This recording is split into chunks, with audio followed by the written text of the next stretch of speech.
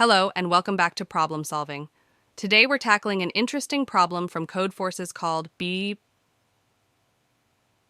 Beautiful Matrix. This is problem number 263. As usual, you'll find the full code in the comment below. Let's dive into what this problem is all about, and then break down the solution step by step.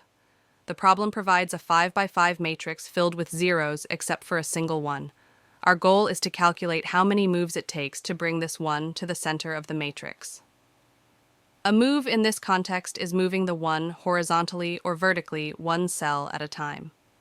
To summarize, the matrix is 5x5, with only one cell containing 1, and all other cells are 0.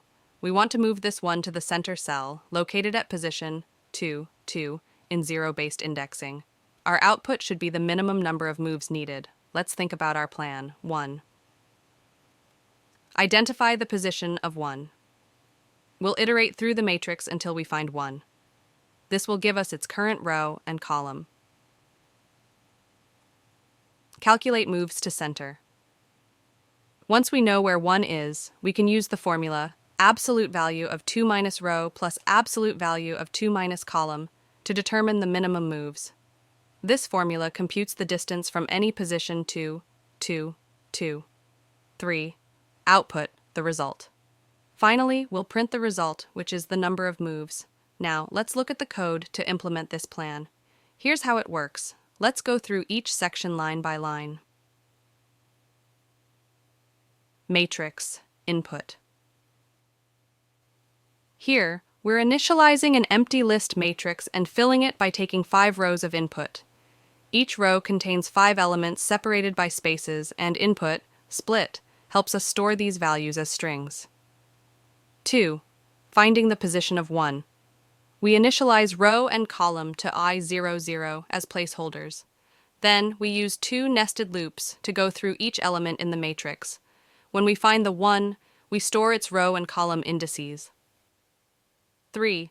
Calculating the moves.